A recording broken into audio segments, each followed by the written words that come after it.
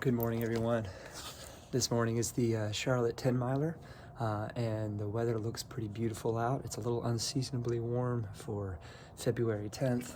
It's about 50 degrees or 10 degrees Celsius. Might have a little bit of wind today coming out of the southeast, but that should only affect us on miles 2 through 4, and we'll be on the greenway, so we might get some cover from the trees.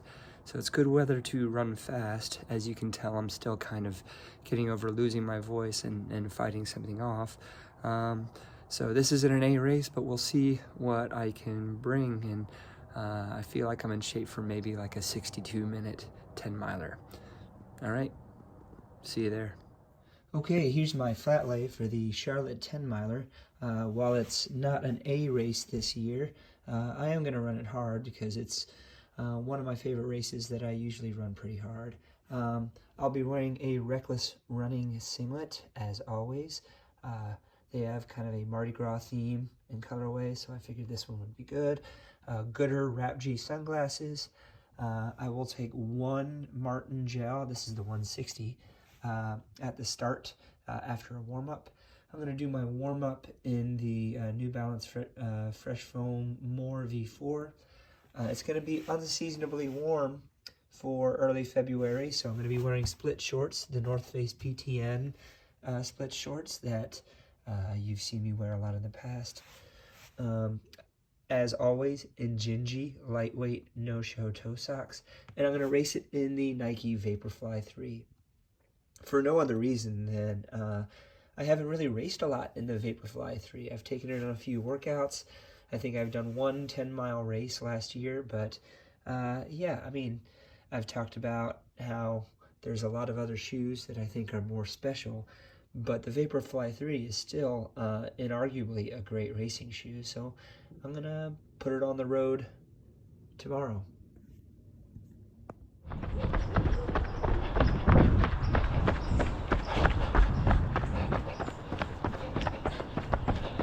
Derek and I are just doing a little bit of a warm-up before the Charlotte 10 miler, and neither of us are feeling particularly fast today, so this will be interesting. And I saved it for you. All right, so this is the last quarter mile of the race on this little bridge over the swamp. It's a swamp. And then a bog up the hill. That's gonna be fun after an hour of running. CCMF. All right, so there is a delayed start because of the bathroom lines, apparently. So timing all my warm-up and my nutrition and my strides and everything. Well, we'll see what happens. Hopefully it's not too much of a delay. So I'll just do some more strides here. All right, so it will be a 7:50 start, which is only 20 minutes late. That's about 5 minutes from now. I had to do another warm-up run. Gonna get some more strides in. We'll see what happens. He's a better word, yeah. I wish it was red. I think we got about 20 seconds here.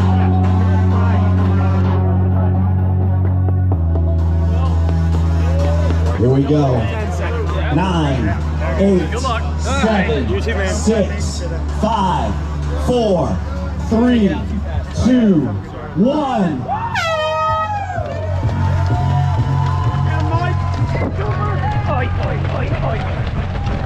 Not too fast. Hey, Billy. Hey, how you doing? All right. Oh, Billy! Watch your step.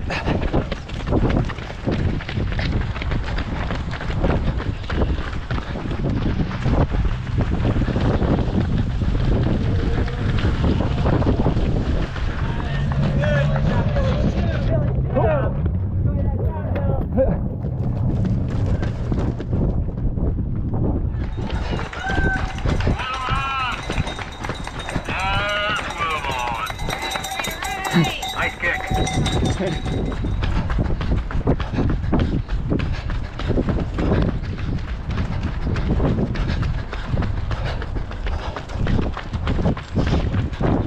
Mile 2, 12:10. Might be a little fast for what I can do today. Go, Troy. 3, 4. Go, Ben.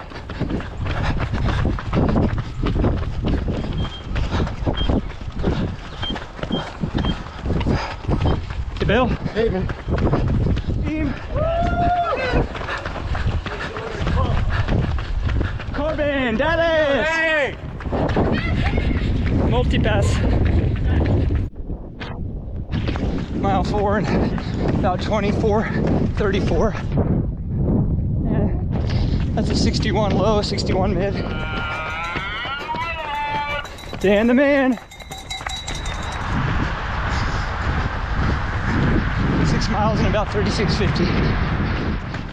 2 minutes. 2 minutes, 11 miles.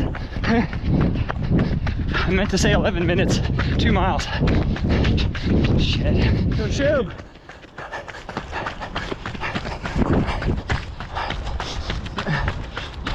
Choo-choo, baby. Get him.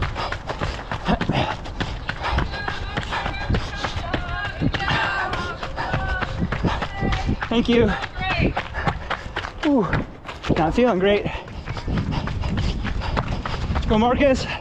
Smile for the photos. Up there, the office. I hear you, brother. 8 miles. 49:12. Still got a sub 62, but I gotta keep the pressure on. Happy birthday, Megan. Do it! Thank you!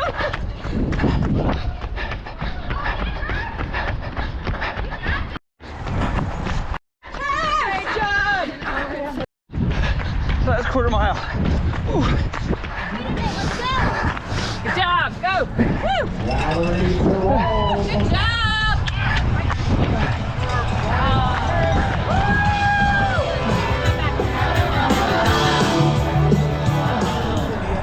A little over 61:40, and I'm pleased with that. Today I thought I was in 62 shape. 40, Billy. Yeah. 40. We're 40. Okay. Yeah. Shh, come on. Great pace. Yeah, so I've had this guy in my shoe for the last 2.5 miles. Could feel him once I got back on the pavement. But then every other year, I'm talking about making 40. Adam Thompson just finished the Charlotte 10 miler, as did Marcus Lockhart. Marcus joining us from Sheep. Another one. I didn't even know about that guy. I wish I wore my health class because that rock catcher.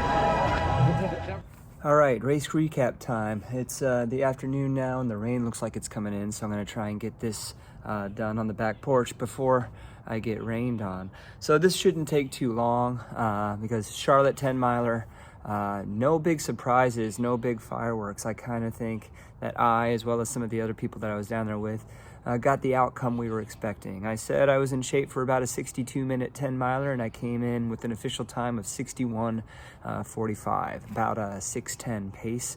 And I think that's about accurate for my 1 hour race pace, for my my tempo effort, if you will, my LT pace. From the start, I think the first mile, I passed the mile marker in about 6:07, and I was running with Derek, with Billy Shue.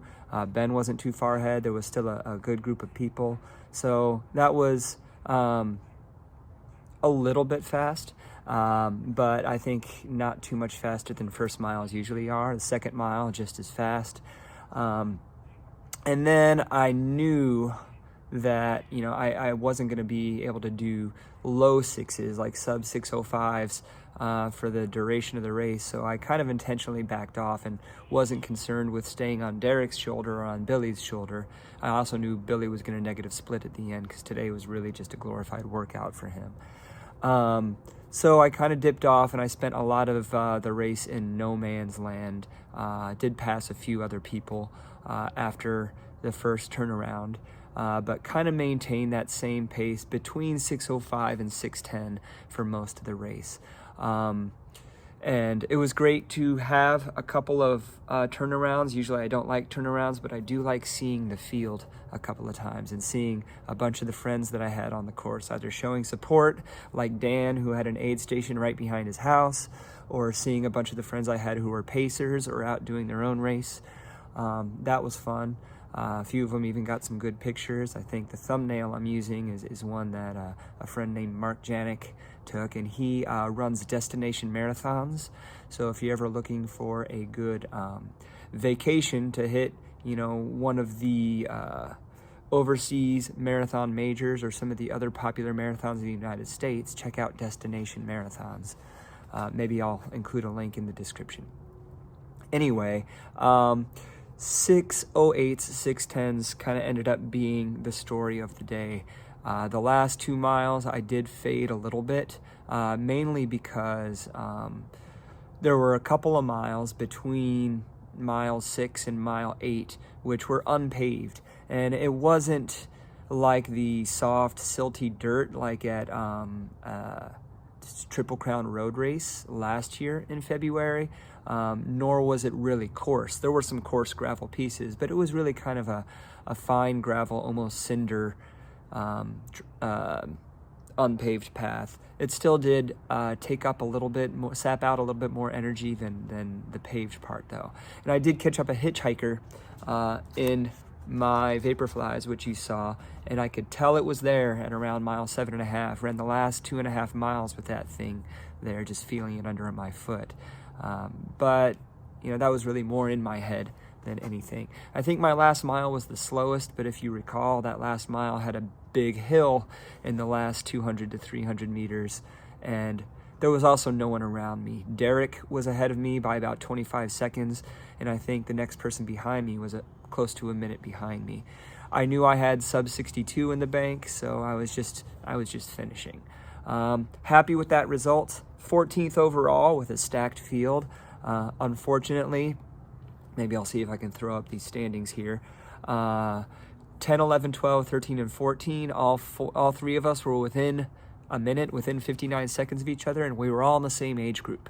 So Ben, who was 10th, took overall masters, and then Billy won our age group, and then Jackson, who I don't know all that well, was second in the age group. Derek was third in the age group, and I was the first loser, first one to get bumped out of the age group.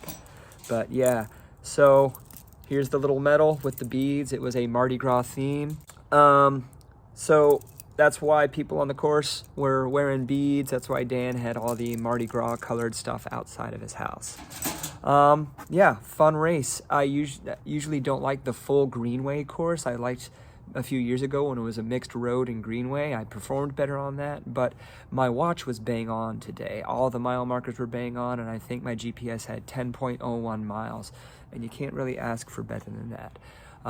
So I was able to pace myself with the mile markers and with my watch pretty reliably. So that's good by me. All right, so I'm gonna do a shoe talk. I was in the Vaporfly 3 today, mainly because I haven't raced in it in a while. And I've compared this to other shoes like the Endorphin Elite, like the Alpha Fly 3, like the Hoka Rocket X2, and talked about how it's a good shoe. It's inarguably good, but there's really nothing special about the Vaporfly this time around. It's just not as aggressive, not as poppy as, say, the Vaporfly 1. And I didn't run in the Vaporfly 2. I've had people asking about that. I can't compare directly to that. I can compare it to the Vaporfly 1. I mean, it's lightweight. I just don't think it has the big wheelhouse that the Vaporfly 1 or even the Vaporfly 4% had. The toe off is not as aggressive, so it's really more for cruising. The rubber is different. I don't care what people say. The rubber, the Zoom X is different. It feels more rubbery rather than airy. So it feels like the set in and rebound is kind of slower. It's still soft. You can still run fast in it, but you don't get the pop that I get from the Vaporfly 1. This one I could run from marathons down to 5K. Even had a 50K PR time trial in this shoe. Now it did have my toes hurting at the end of a marathon. This one I think would be good for a marathon or maybe a half, but I wouldn't race a 5K in this. Marcus was asking me about that earlier. I would pick other shoes for a 5K. In fact, if I were to do Charlotte 10 miler again, I would probably use the Asics Endorphin Edge Plus. It's starting to rain. I would also use this for a 5K or 10K, or I would use the Hoka Rocket X2 for a 10 miler. Take this maybe even down to 10K. This, I think, does everything the Vaporfly does, but better. And I know a lot of people like the Vaporfly 3 better than the Hoka Rocket X2, but I think this has got it crushed, man. So that is my shoe talk. I would say if you can find the Vaporfly 1, or Vaporfly 2 for a discounted price, it'd sure be a feat to find the Vaporfly 1. Then it's worth getting rather than spending $260. They upped the price on this around the holidays. $260 on a Vaporfly 3. Maybe they'll go back to the old magic for the Vaporfly 4. Again, not a bad shoe, just, you know, doesn't have the same magic. Thanks, guys. Laissez, les bon temps rouler. Happy Mardi Gras, just coming up in a few days. And yeah, don't forget to like, subscribe, and ding the bell for notifications. I'll see you in the next run.